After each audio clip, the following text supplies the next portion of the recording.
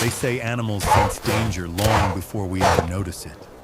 But what if a single dog detected a disaster powerful enough to erase an entire valley? This story begins with a Marine veteran and his loyal German shepherd as an unsettling whisper rose from a frozen northern landscape. There were no alarms, no warnings from officials, only a warm fog drifting through the trees, and a silence so heavy it felt like the world itself was holding its breath. While everyone else brushed it off as weather, the dog heard something unnatural beneath the snow and concrete, something no human ear could catch. Within hours, that instinct would spark a desperate race against a collapsing dam, a rising flood, and the unforgiving clock of fate. Yet the true miracle wasn't just the warning. It was the moment people realized there was a guiding hand watching over them through the chaos. Before we begin, tell me, where are you watching from today? And if this story moves you, don't forget to like, share, and subscribe to the channel. The snow always melted last along the tree line, clinging stubbornly to the shadows where the morning sun couldn't quite reach. Staff Sergeant Ethan Ridgway stood at the edge of Northwood's training facility's main range and watched the light slowly eat into those white patches, as if the day was carefully erasing whatever the night had written. He liked that about this place. The sky over northern country was wide and clean, a pale blue that made the air feel sharper in his lungs. The air smelled of pine sap, cold iron from the range structures, and a faint ghost of gunpowder from yesterday's live fire. Ethan was 35, tall and rangy, with the kind of build forged by years of hauling rucksacks and lying prone in the dirt. Not by gym mirrors. His shoulders were broad, but slightly stooped forward, as if he'd been leaning into a wind that hadn't stopped in a long time. Dark brown hair was cut short in regulation style, though it had grown out just enough to curl a little at the nape of his neck. A few fine lines creased the skin at the corners of his eyes, the pale green irises carrying that distant, assessing look common to people who had seen too much and never fully came home. His jaw was square, with faint stubble shading it, more from habit than negligence. He had once been the kind of man who shaved before stepping into a firefight, small rituals holding chaos at bay. Now his rituals were quieter. He wore a thick coyote brown fleece over a moisture-wicking shirt, combat pants tucked cleanly into worn but well-maintained boots, and his hands were bare, fingers red at the knuckles where the cold bit into them as he adjusted steel target stands and checked wind flags at the far berm. At his side padded his shadow, four-legged and alert. Ridge, a 3-year-old German shepherd with a black saddle of fur draped over a rich tan coat. Ridge's ears were tall and expressive, constantly swiveling. One ear had a small notch in it from some old injury before Ethan knew him. His eyes were deep amber, intelligent and watchful, always scanning even when his body language seemed relaxed. He was lean but solidly muscled, the kind of build that spoke of both speed and power. When he moved, it was with a controlled, economical grace. When he paused, every bit of him seemed to listen. Ridge had started life in a K-9 program downstate, evaluated for security and search and rescue work, but had washed out early, not for lack of talent, but for having too much of his own mind. Too independent, too sensitive to handler mood, the notes had said. Those words had sat in an adoption file until Ethan, freshly transferred and looking for anything that might fill the hollow inside him, walked one day past the base shelter's pens and met those amber eyes. They'd studied each other in a silence heavier than the chain-link fence between them. Ridge hadn't barked, hadn't jumped. He had simply risen, tail low but not tucked, and tilted his head, as if measuring whether this human was salvageable. The shelter tech had shrugged. He picks who he listens to. If he doesn't like you, he'll ignore you. If he does, you won't get away with anything. Ethan had understood that more than he cared to admit. Now, on this bright, cold morning, Ridge trotted ahead down Lane 7, claws clicking softly against the concrete pads between shooting benches. Ethan carried a clipboard and a roll of bright orange pastors. Ridge carried nothing but his own intent. At the 100-meter line, Ethan kneeled to replace a torn paper target, fingers moving with the practiced efficiency of a man who had reset more ranges than he could count. The wind flag above him barely stirred, a lazy twitch of red cloth. Ridge wandered to the berm, nose working, investigating bullet impacts like they were a set of messages left behind by yesterday's shooters. Ethan could tell by the patterns which students had been here. The tight cluster at center mass from one of the more promising Marine privates, the scattered hits low left from someone flinching the trigger, the wide halo of misses that told him someone had been more afraid of the weapon than anything downrange. He'd spent years reading terrain, wind, enemy movement. Now he read paper. It was quieter work, safer work, but his brain didn't know how to turn off the analysis. That was both blessing and curse. He moved up the line, checking steel at the 200 and 300-meter marks, then farther out where the snow began to encroach again around the target bases. Ridge ranged ahead of him, sometimes darting sideways toward the tree line, sometimes circling back to bump against Ethan's thigh, as if reminding him he wasn't alone. Ethan wondered, not for the first time, if Ridge could taste adrenaline in his sweat on the days when the past pressed in closer than usual. Today felt mercifully light. The sky was clear, the wind manageable, and his nightmares had been quiet enough that he'd slept nearly 5 hours straight. Here, on this northern range far from desert heat and the reek of burning vehicles, he'd learned that peace for someone like him wasn't an absolute, just a sliding scale between bearable and not. This morning, it tilted toward bearable. The operations building smelled faintly of old coffee, copier toner, and the kind of recycled air that always made Ethan feel like he should take deeper breaths. He stepped through the doorway with Ridge at his heel.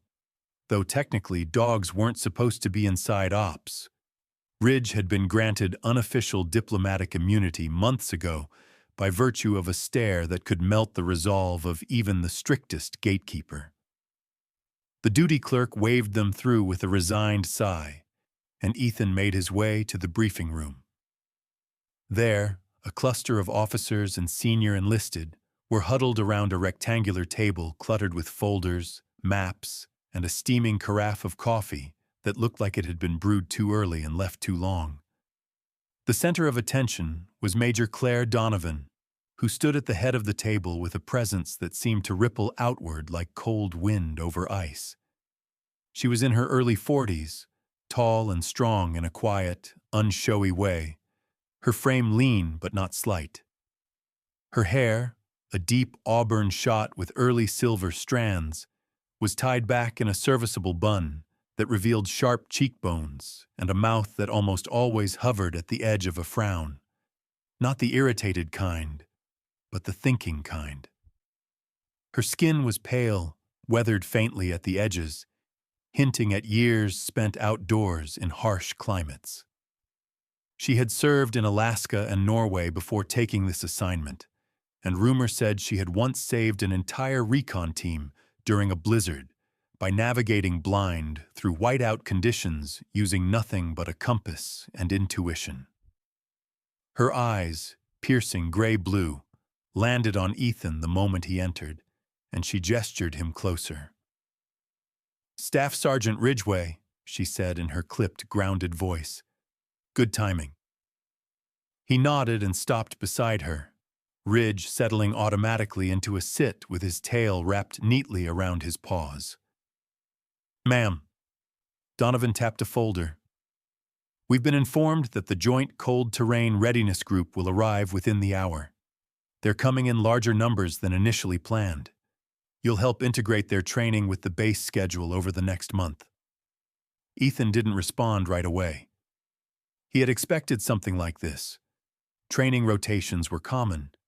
But the timing, coming right after Ridge's strange behavior earlier, made a small chord vibrate in the back of his mind. "Understood," he finally said. Donovan studied him for a moment with that commander's look, measuring not obedience but readiness, not words but undercurrents. She turned a page, revealing a list of names and branches. "They're sending elements from Navy SEALs, Army Mountain Infantry, and a few Marine Raiders. We'll also be accommodating 2 new instructors on loan." Her fingers moved to a profile photo clipped to the top of the packet. A man's face stared up, square jaw, cropped blonde hair, a controlled half-smile. "First Lieutenant Mason Cade," she said, "Army Liaison. He's been attached to joint training missions in Montana and Iceland. Sharp, ambitious, and, by the sound of it, used to being the smartest person in the room." Ethan raised an eyebrow at the description. Donovan allowed a tiny, very dry exhale, almost a sigh. "He'll learn the culture here fast enough," she said. And then she flipped to another profile. This time it showed a woman, tall, with dark, tightly braided hair and warm brown skin. Her expression in the photo was calm but intense, the eyes focused. "Corporal Sienna Brooks," Donovan continued. "Marine Corps. She's a cold-weather mobility specialist. Snowshoe movement, ice ridge traversal, the works. She's good, very good, but new to K-9 integrated training. She'll shadow you and your partner." She nodded at Ridge. Ridge lifted one ear at his name, golden eyes curious. Ethan rested a hand on the dog's neck. "We'll make it work." Donovan's gaze softened by a fraction, so small most people would have missed it. "I know you will," she said. "Consider this an opportunity to stretch your legs, Staff Sergeant. You've been tucked away on the range long enough." He didn't argue, though a tightness pulled briefly through his chest. Donovan dismissed the group, and officers filed out. When Ethan turned to leave, Donovan added quietly, "I want you to keep an eye on Cade." Something in his record reads, "Restless." "Restless?" Ethan repeated. "Restless men make ambitious decisions," Donovan said, "and ambitious decisions get people hurt if not tempered." Ridge gave a soft, low huff. An agreement or instinct, Ethan wasn't sure. The convoy arrived 20 minutes later in a spray of slushy gravel and sharp exhaust, engines echoing off metal structures. Ethan stood near the motor pool with Ridge beside him, watching as the first pair of tan Humvees rolled through the gate. Soldiers and sailors spilled out, some boisterous, some bleary-eyed, some scanning the surroundings with the measured alertness of professionals. First Lieutenant Mason Cade emerged from the lead vehicle carrying himself like a man who assumed any ground he stepped on belonged to him. He was in his early 30s, with a compact athletic build and posture so upright it bordered on rigid. His hair, sun-bleached blonde, was shaved close at the sides, longer on top in a style just barely within regulation. His eyes were a keen, sharp blue, constantly flicking, assessing, calculating. He had the smooth confidence of someone who had excelled quickly in his career, perhaps too quickly. As he approached, Ethan noticed his jaw was clean-shaven but the skin around his mouth was tight, as though he clenched his teeth often, maybe from stress or habit. Cade extended a hand. "Staff Sergeant Ridgway," he said, tone crisp. "Looking forward to working together." His grip was strong, precise, measured. Ethan nodded. Lieutenant? Cade glanced down at Ridge. This your dog? Ridge stared straight back, unblinking. Partner, Ethan corrected. Cade smirked faintly, though not unkindly. Right. Well, he looks sharp. The next morning broke in layers of cold blue and pale gold, the kind of northern dawn that seemed to unfold carefully, as if the sky were testing its colors before committing to the day. Frost clung to the windows of the barracks in feathery patterns, and the air bit at exposed skin the moment Ethan stepped outside.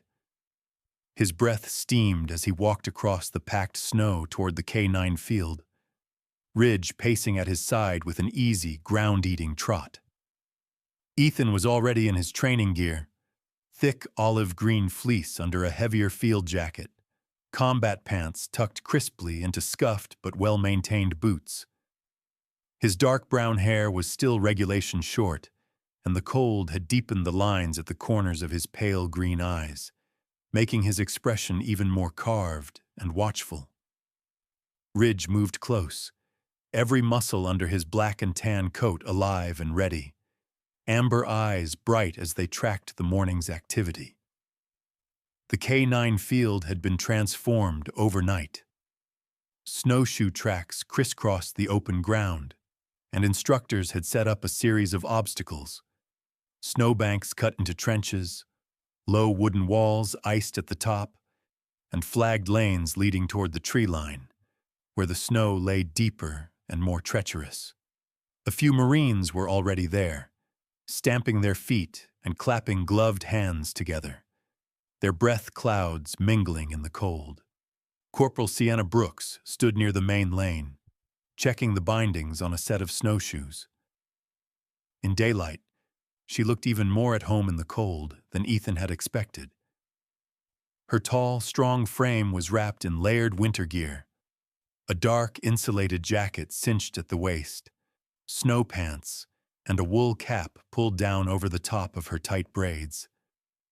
Her warm brown skin glowed faintly with exertion, and her dark eyes were sharp with focus and something like quiet excitement. "Morning, Staff Sergeant," she called as Ethan approached. "Figured I'd get a head start before you tell me all the ways I'm doing it wrong." Ethan's mouth twitched. "You picked the worst possible way to earn compliments out here," he said. "Trying to impress the guy who hates talking."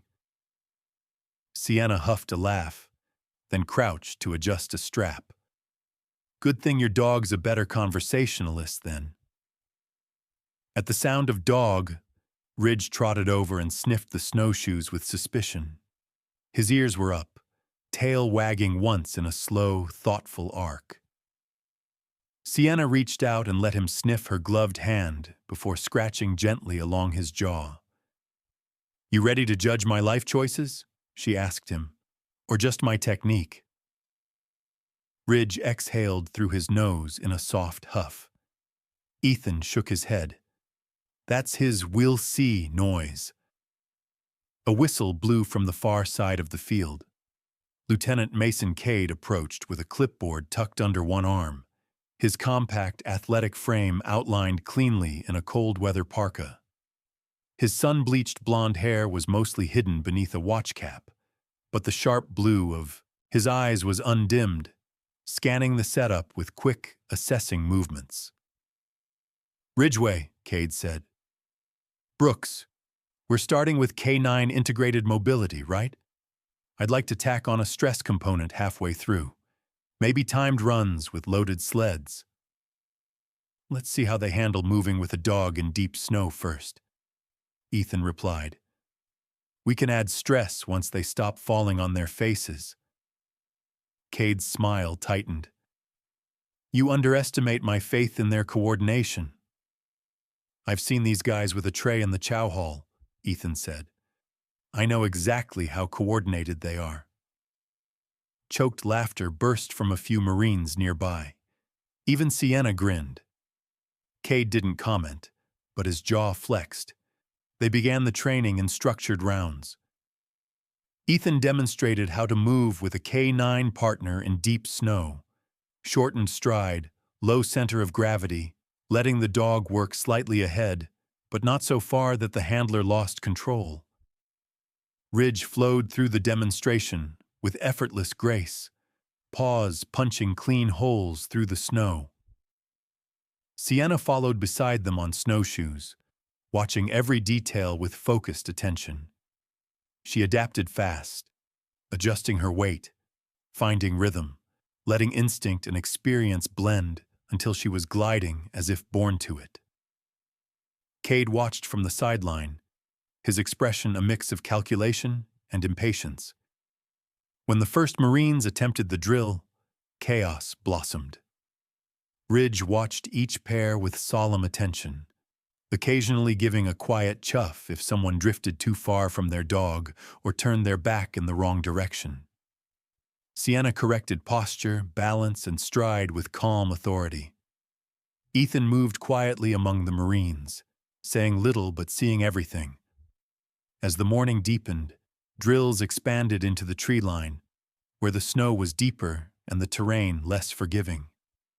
The light dimmed under the pines, and the silence grew thicker, as if the forest itself was listening. Ridge moved ahead by a few paces, nose working, ears swiveling. Ethan and Sienna followed. 10 minutes into their second pass, the world shifted. Ridge stopped. It wasn't a curious pause or a scent check. His entire body locked, muscles rigid, tail straight, head raised. His ears snapped forward, then angled slightly, as if triangulating something faint and far. Ethan froze beside him. His instincts reacted faster than thought. Heart slowing, breath thinning, attention narrowing. "Ridge," he said softly. The dog's hackles lifted in a slow ripple. He drew in a long breath, held it, then let out a low whine, so soft Sienna almost didn't hear it. Her footsteps crunched behind them. "What is it?" she whispered. Before Ethan could answer, the ground released a sound, a distant groan, a deep, heavy shift, like ice under pressure or stone adjusting under enormous weight.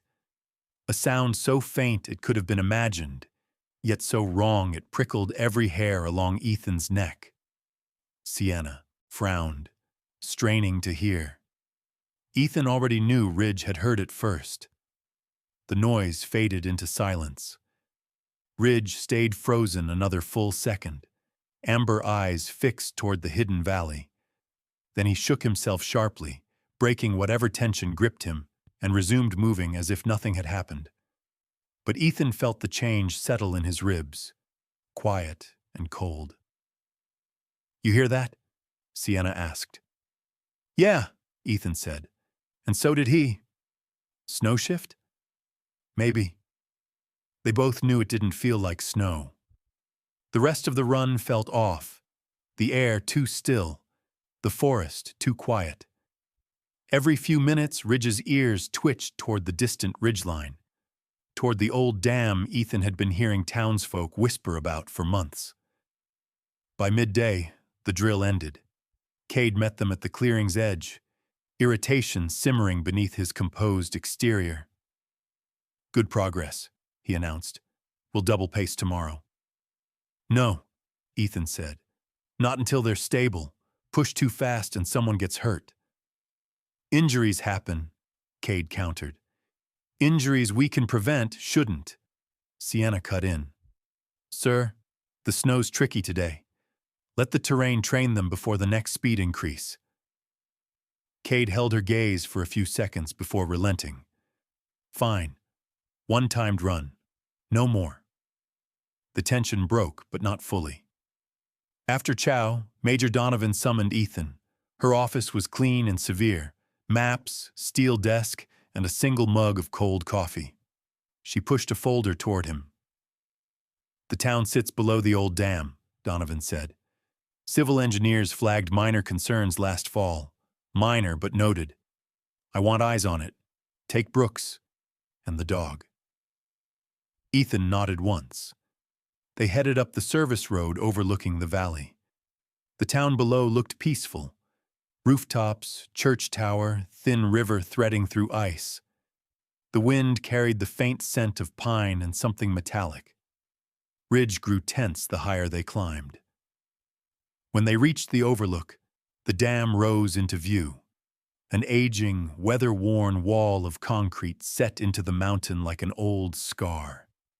Streaks of discoloration ran down its face. A spiderweb of faint cracks stretched near the spillway. Sienna exhaled. That's not nothing. No, Ethan agreed. Ridge stared at the dam, ears slowly pressing back. A low vibration curled in his chest. The wind shifted, carrying a thin hiss, moving water behind ancient concrete. Ethan felt the same cold certainty he'd felt in the trees. "We'll file the report," he said. "But this needs attention sooner than later." "And if later comes too late?" Sienna asked. Ethan looked down at the town, then at Ridge pressed close to his leg. "Then we're ready before anyone else hears the crack." The wind rose. The dam loomed silent and heavy. And Ethan knew, whatever Ridge had sensed, whatever quiet warning had traveled through ice and air, this dam was part of it. How soon it would matter was no longer an if, it was a when. The wind shifted overnight. By dawn, the air carried a faint metallic tang, like wet stone rubbed against steel, and Ethan felt it the moment he stepped outside. It wasn't a smell he associated with early spring thaw. It was something sharper, colder, as if the land itself was bracing. Ridge exited the barracks beside him, shaking out his thick coat. Frost dusted the black saddle of fur along his back, clinging to every ridge of muscle.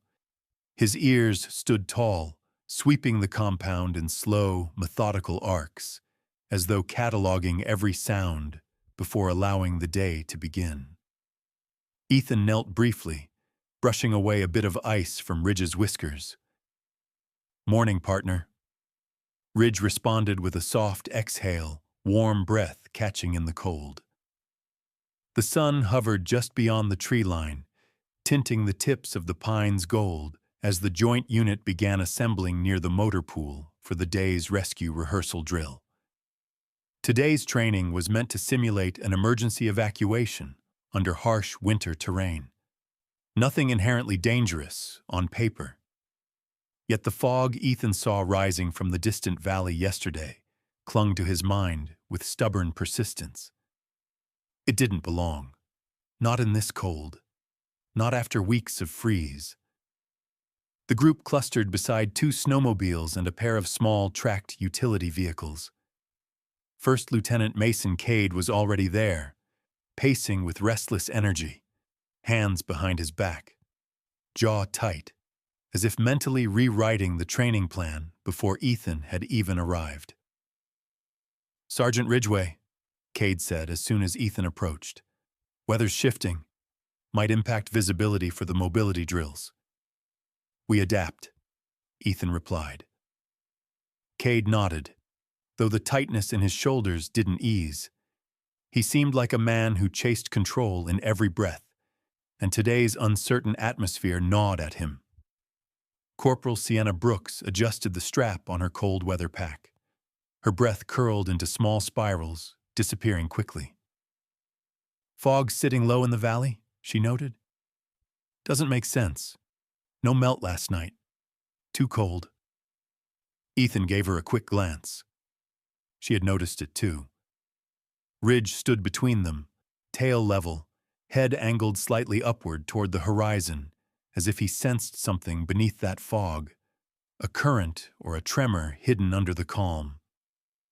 Petty Officer Daniel Cross arrived with his team, stamping slush from his boots, a grin flickering across his face.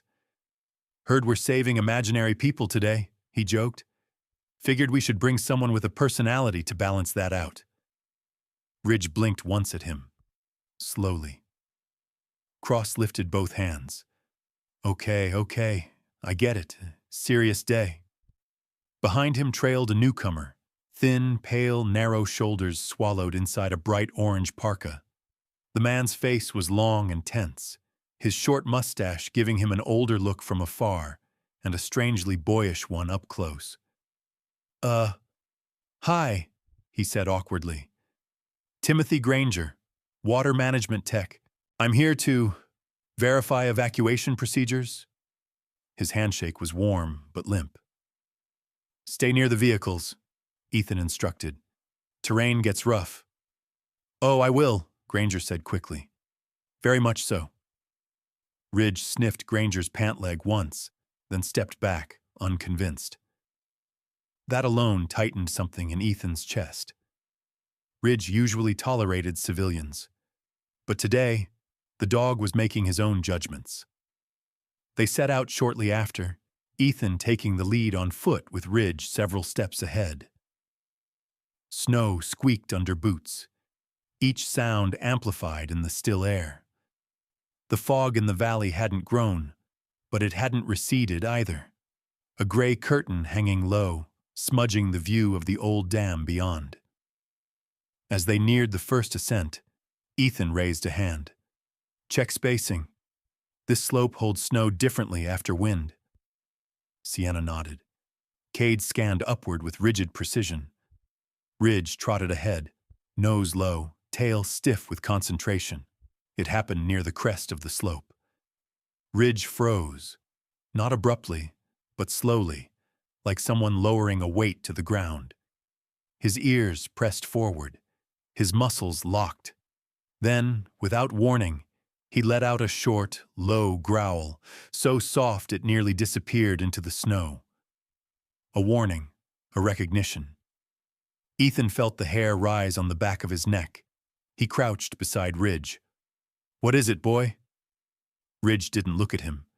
Instead, he turned his head, not toward the ground, not toward the fog, but toward the distant valley, eyes narrowing as if focusing on something far beyond human reach, something unseen.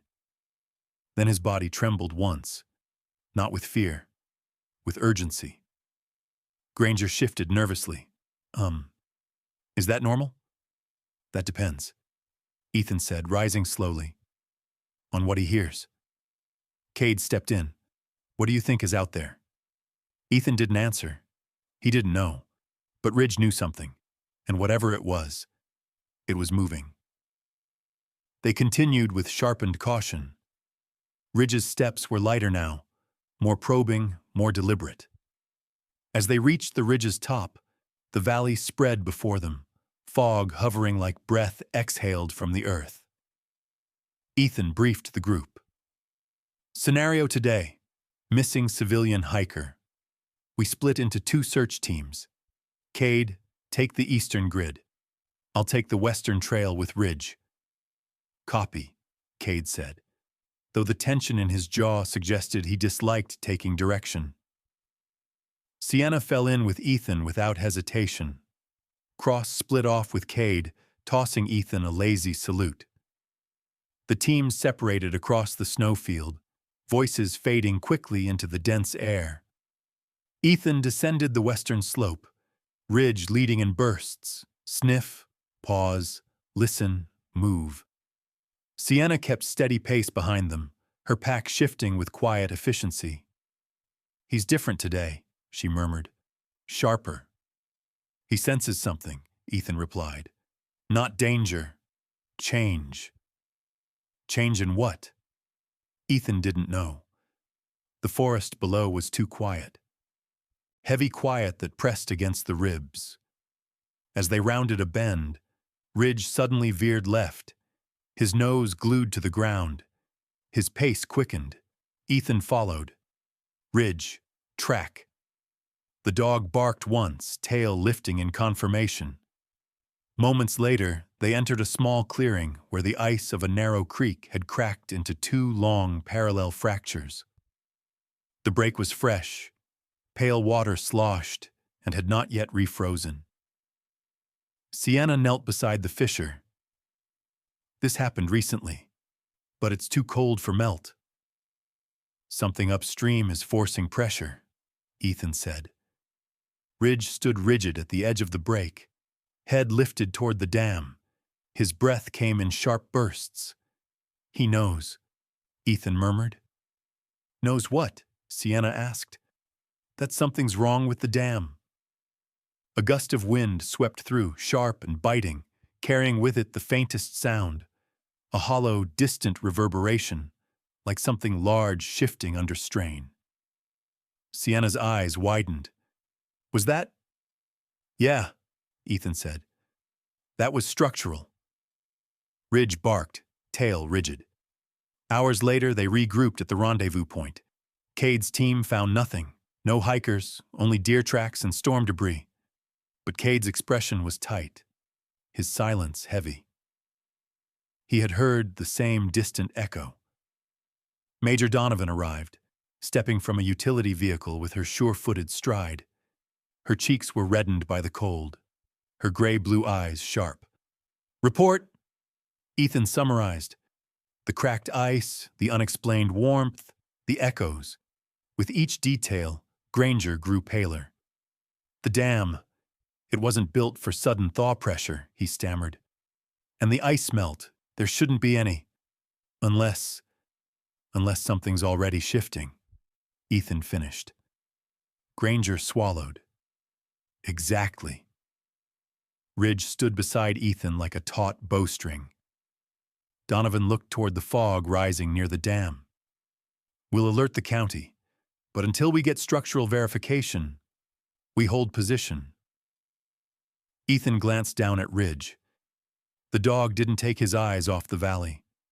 Something there had spoken to him today, in ways humans couldn't hear. Something that didn't have the luxury of waiting. As the sun dipped behind the mountains, casting long shadows over the snow, Ethan felt a weight settle inside his chest. The warnings had started, and soon the consequences would follow. Ridge pressed his head lightly against Ethan's leg, a grounding touch, a promise. Whatever was coming, they would face it together. The storm arrived without warning. Not a blizzard, not a gale. Just a sudden rush of wind that swept across Northwoods like a long, low exhale from the mountains.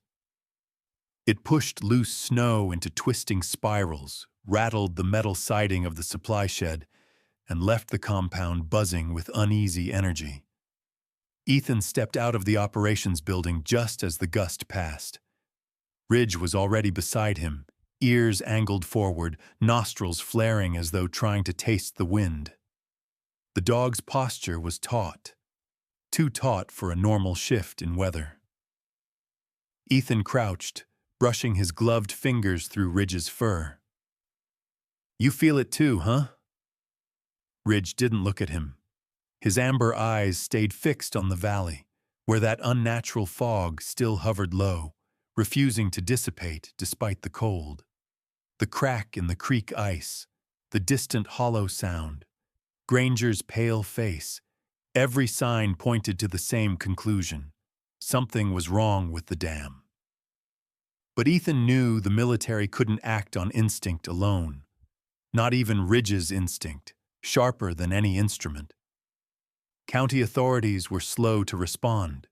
The nearest structural engineer was hours away, and the fog, it was thicker now. Too thick. Ethan rose just as Major Donovan strode toward the motor pool. She wore a heavy dark parka over her uniform, her face set in sharp, decisive lines. Ridgeway, she called. We're doing a real-time response drill, now. Both teams. I want you leading the forward element. Ethan exchanged a brief look with Sienna, who stood nearby tightening her bootstraps. She gave a small nod, as if acknowledging the unspoken truth. This wasn't just a drill anymore. Not truly. Donovan handed Ethan a laminated map marked with route lines. We received reports of tremors near the dam early this morning, she said quietly. Small but unusual.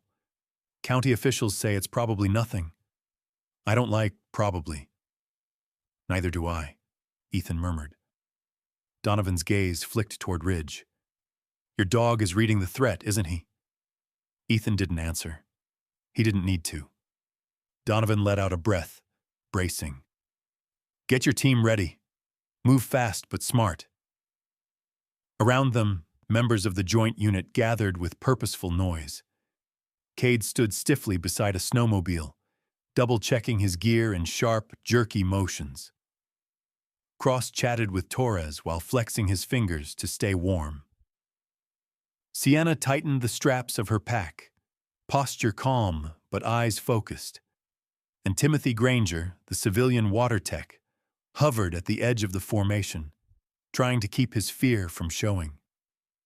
He wore a gray beanie too large for his narrow head and wrapped his arms tightly around himself despite his thick parka.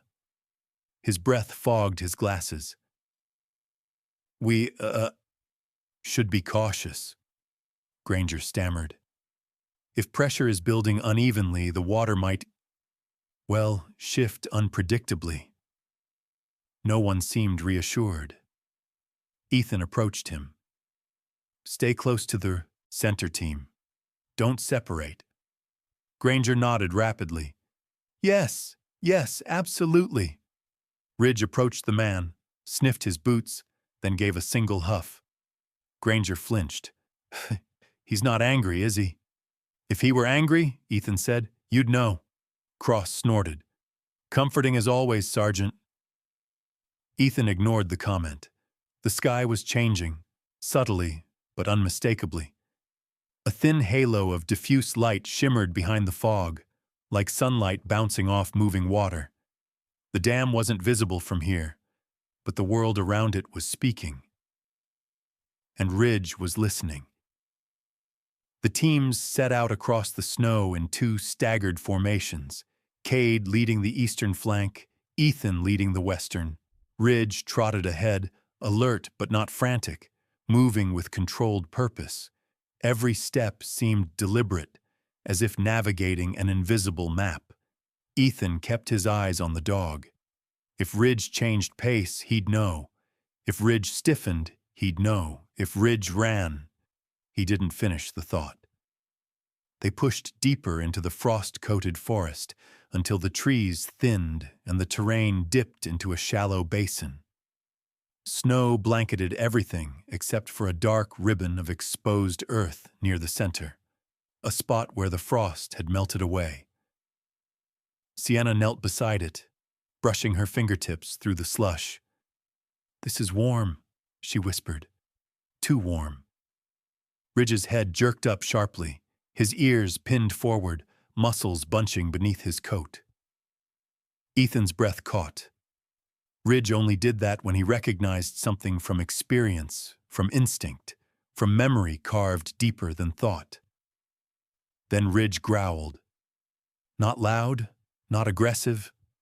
A low, resonant sound that vibrated through the frozen air like a string pulled tight inside the earth.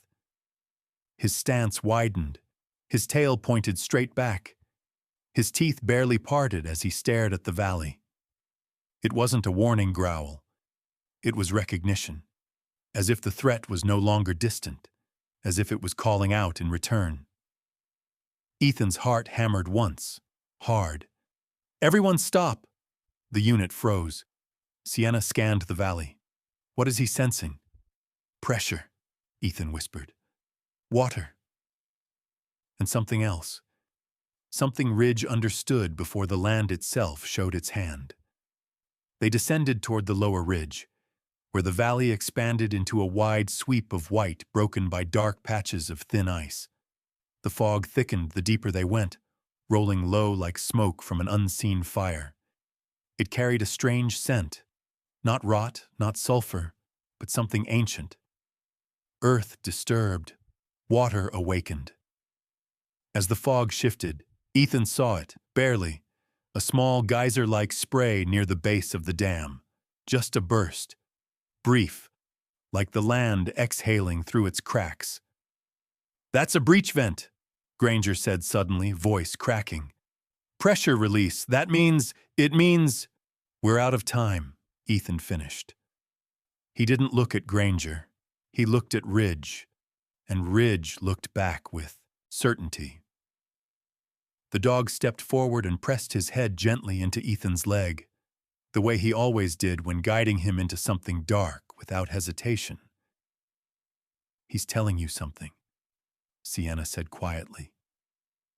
Ethan nodded. "He's telling me where we need to go."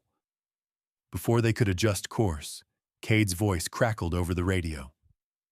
"Ridgeway, this is Cade. We've got something." Ethan keyed the mic. "Report." Static, shuffling. Then Cade's voice hardened. "You need to get eyes on the valley floor. We found new fractures. And Ridge, he was right. Something's shifting." Cross chimed in faintly. "Yeah, and fast. Real fast." Ethan stared into the valley, where the fog now pulsed gently, like lungs filling and releasing. Pressure building. Silence deepening. Ridge's ears flattened, then lifted again. A warning, a call, a countdown. Ethan turned to his team. "We're moving! Now!" They pushed into the thickening fog, every step weighed with the knowledge that the threat was no longer hypothetical, no longer distant, no longer waiting, and Ridge, faithful, fearless, impossibly attuned Ridge, led them straight toward the heart of it.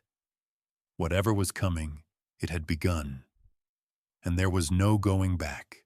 The fog swallowed sound as the unit pressed forward, turning every footstep into a muted thud against the snow-packed earth.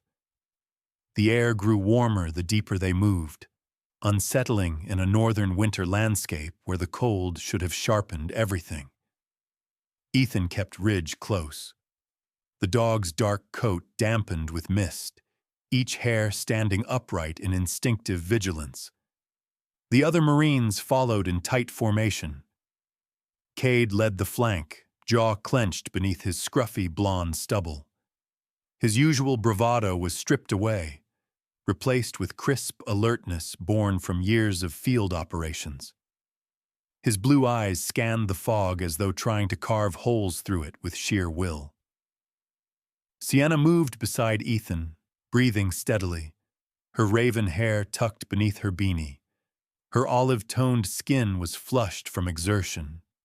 She was naturally calm under pressure, the type who talked softly and shot accurately, shaped by a childhood with a firefighter father who taught her that fear was simply the first step before courage. Ridge slowed suddenly. His muscular frame stiffened. His ears pressed forward, then swiveled left. Ethan knelt, laying his palm gently on the dog's chest. Ridge's heartbeat thudded in rapid bursts, alert, but not panicked. "Talk to me, buddy," Ethan whispered. Ridge lifted his nose, sampling the air. Then, without warning, he pulled forward, tail rigid and posture sharp. Ethan rose, signaling the others with an open palm. "He's tracking something. Stay tight." They moved deeper into the basin, where the fog thinned just enough to reveal the land ahead. What they saw stopped the entire formation. The earth had split. Instead of snow-covered ground, a jagged fissure carved through the valley floor, steaming with warm vapor. Lines of fractured ice spread outward like veins of broken glass. And at the far end of the fissure stood a wooden shack, old, slanted, barely holding itself together beneath years of rot. Granger whimpered. "Why is that there? That's not. No structures should be near the lower channels." His panic-filled voice grated against the eerie quiet. "We don't know what it is yet," Ethan said. "Stay behind me." Ridge growled, a low, warning rumble vibrating against Ethan's leg. Not fear, not aggression, recognition again, and that terrified Ethan more than anything else. Sienna approached the fissure, crouching to inspect the dark slush within. "This isn't meltwater," she murmured. "It's runoff, pressurized. The dam is bleeding underground." She stood, brushing her hands off. This is happening fast, Ethan. Faster than it should, he replied. Cade moved ahead, scanning the shack. Want me to check it out? Ethan hesitated. Then he signaled yes. Cade advanced carefully, Torres covering his flank. Snow creaked beneath their boots, each footfall measured. Ridge watched them, tail still, body tight. Ethan felt the tension radiating off the dog like heat from a forge. Ridge had never acted like this. Not in training, not in combat, not in any crisis they'd faced together.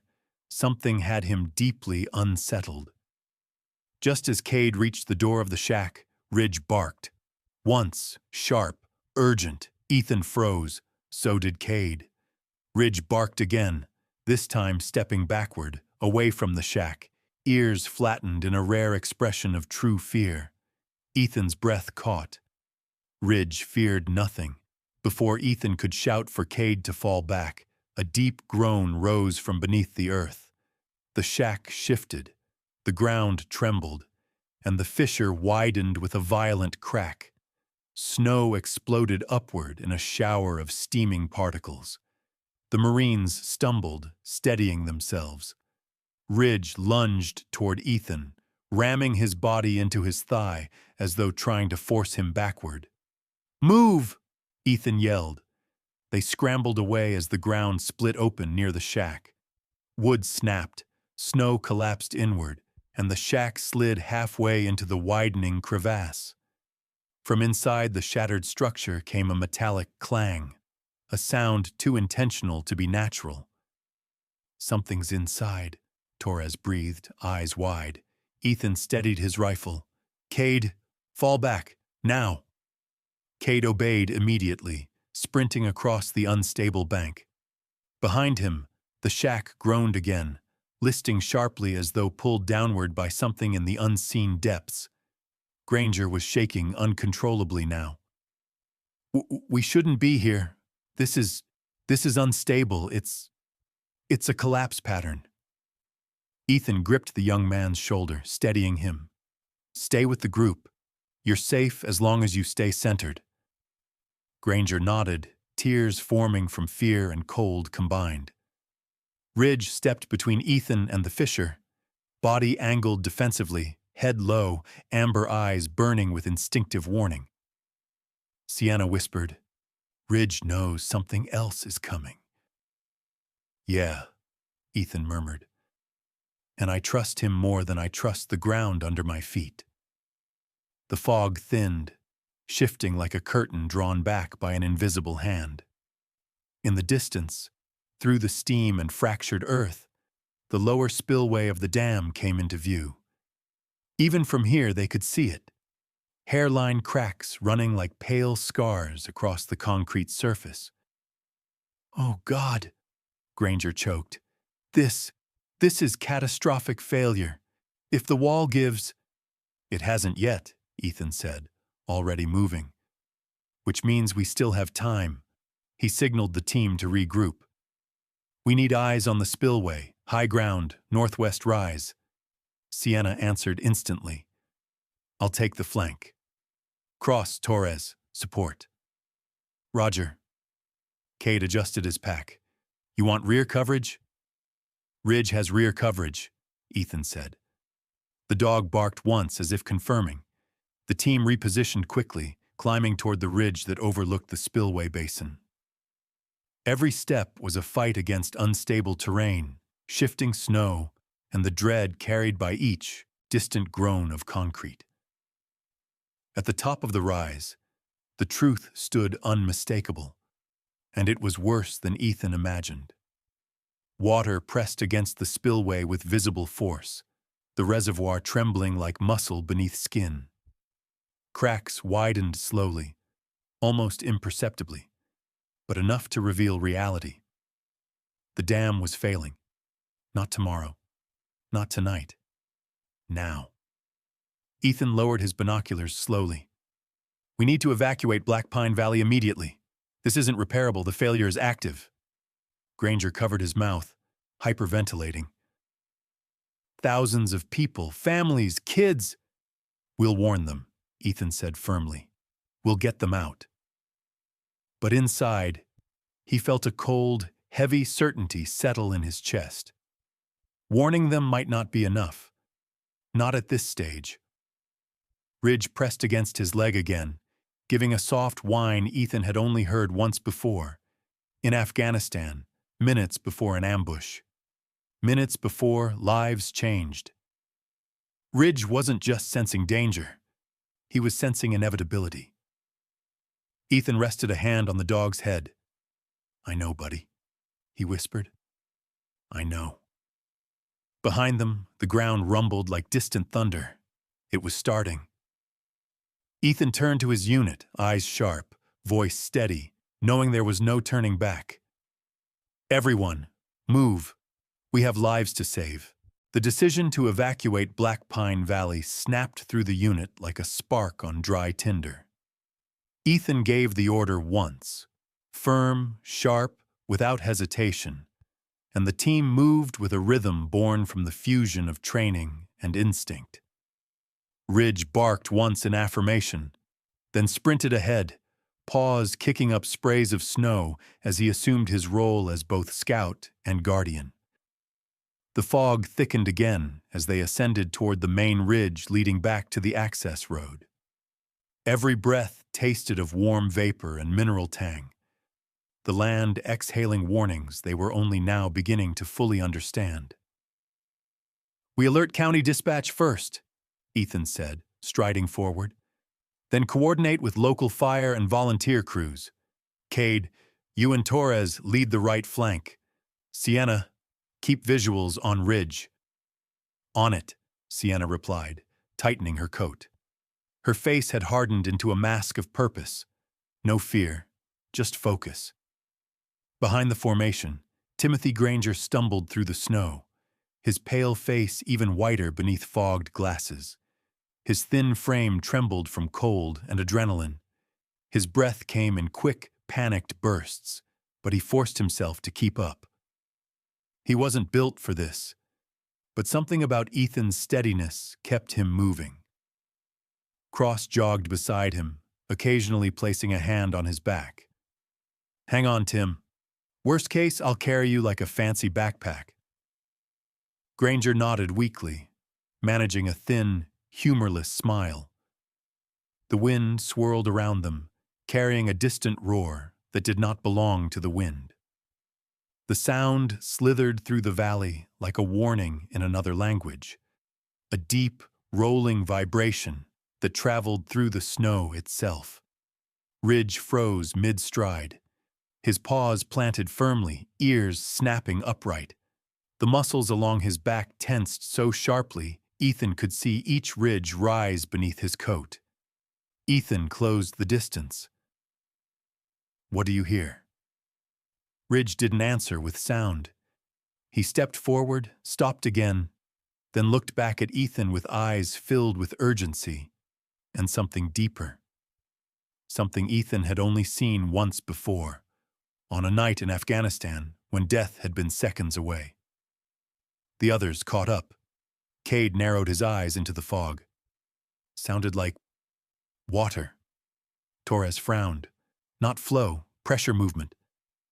Then came the second sound, louder, unmistakable. A deep, thunderous crack. The ice beneath their boots shivered. Snow trembled down the pine branches.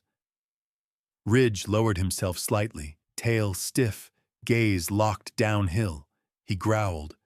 Not a warning growl, but a heavy, mournful sound that tightened every chest around him. And then, as if answering Ridge's growl, the valley released a long, hollow groan that rolled through the fog like the last breath of something enormous. "That's it," Sienna whispered. "The dam is starting to fail." Cold slipped down Ethan's spine, but he pushed it aside. "We move faster, double pace." The team surged forward, boots pounding through, deepening snow. Ridge ran ahead, weaving through underbrush, stopping only long enough to ensure Ethan followed. When they reached the elevated approach road, Their radios crackled with static, then snapped alive with the county dispatcher's strained voice. Northwood's unit, we hear your alert. Repeat, receiving multiple reports of tremors, spillway sensor offline, towns requesting guidance. The transmission dissolved into static. We're losing signal, Cade muttered. Keep trying, Ethan said. Every crew between here and Black Pine needs to know what's coming. Ridge barked sharply and sprinted uphill. They followed, emerging from the fog onto the narrow access road carved between stone walls. Snowmobiles waited where they left them earlier. Ethan mounted the closest one. Ridge leapt onto the sled behind him, balanced and ready. Cade, take the second vehicle, Ethan ordered. Torres, Cross, Granger, you ride with him. Sienna, you're with me. Engines roared to life, shattering the valley's suffocating quiet. They sped toward the overlook as wind tore at Ethan's face. Ridge pressed into him, steady and focused, a living compass. At the overlook, they skidded to a halt. Below them lay Black Pine Valley, a community of several hundred homes, winter lodges, and camps. The fog seeped through the streets like a living shadow. Across the valley floor, families and hikers had begun to gather, drawn by tremors and scattered emergency alerts. We have to split, Ethan said. Cade, take the east side. Cross and Torres, support. Sienna and I will handle the west. What about me? Granger's voice shook. Ethan met his eyes. Stick with Sienna until you reach the emergency checkpoint. They'll need your reports. I can do that. You can, Ethan said, steady and certain. Ridge nudged Granger's leg gently, a subtle reassurance that nearly brought the man to tears.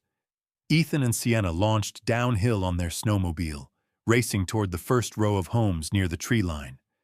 They stopped at every door, shouting, pounding, dragging people awake, pointing them toward safety. Ridge darted porch to porch, barking, herding, guiding, a force of nature. A heavy-set man with a long gray beard stepped outside carrying a toddler wrapped in blankets. He looked close to 50, with deep-set eyes and calloused hands. Albert Newman, carpenter, winter veteran. You Marines sure this ain't some scare drill? He asked shakily. Ethan pointed uphill. Look at the fog. That's damn exhaust. Move. Now. Albert hesitated only a second. Then God bless you all. Ridge barked and sprinted off again. Families poured into the snow, clutching children, pets, backpacks, sometimes each other. Ethan pushed them forward, shouting instructions. Sienna coordinated with local volunteers, helping elderly residents onto sleds. But the valley kept groaning. The dam was talking, and the voice was getting louder. As Ethan approached the last home on the west side, Ridge suddenly froze and whipped around, eyes blazing with urgency. He ran several yards toward the valley's edge, halted, and stared upward toward the dam as if seeing something no human could. Then he barked, sharp, desperate, almost spiritual. At that exact moment, a sound like an immense sheet of stone cleaving in two tore across the valley. A wave of warm, metallic air struck them. Ethan grabbed Sienna's arm. It's starting. Then this valley has minutes, she breathed. Ridge barked again, louder this time. Ethan didn't need translation. They mounted the snowmobile again, racing toward the main evacuation route where dozens of residents now gathered in chaotic clusters. The sky darkened. The fog thickened into a roiling wall of gray. And then, out of that wall, came the first surge of water, a distant hum turning into a roar. The dam was collapsing. The spillway had failed. The valley was moments away from drowning. Ethan stood tall on the snowmobile, shouting over the rising chaos. Move! Uphill! Leave everything behind! Ridge ran ahead of the crowd, barking furiously, rounding up stragglers, circling back for children, running as if he could personally hold back the flood. Ethan felt the moment stretch, the fragile seconds between life and death, between chaos and salvation, between instinct and destiny. Then he saw it. The first black wall of water rising behind the fog, massive, violent, carrying shattered ice and splintered debris. He met Ridge's eyes. Ridge barked once. They ran, into the rising storm, into the screaming wind, into the moment everything broke, and everything began. In the quiet after the storm, when the valley had been saved not by strength alone, but by courage, instinct, and selfless hearts, many who survived spoke of a presence they could not fully explain. Some said it was the miracle of timing, others the blessing of a loyal dog who seemed guided by something greater than the senses of this world. And some whispered that in the darkest moments, when the earth groaned and the waters rose, they felt a hand steadying them. A reminder that God works not always in thunder, but in the quiet nudge that tells us to move, to trust, to hope. Stories like this remind us that in our everyday lives, we often walk past miracles disguised as ordinary things. A friend who arrives when we are struggling, a warning we feel in our spirit, a moment of courage we never knew we had. Perhaps these are not coincidences at all, but gentle signs from God pointing us towards safety, compassion, and the strength we forget we carry. If this story touched your heart, I invite you to share it so others may feel that message of hope. Leave a comment with your thoughts or your own miracle moments, and subscribe to the channel to follow more stories that remind us of the goodness still living in this world. May God watch over you and your loved ones, guide your steps, and bless you with protection, peace, and light in every season of your life.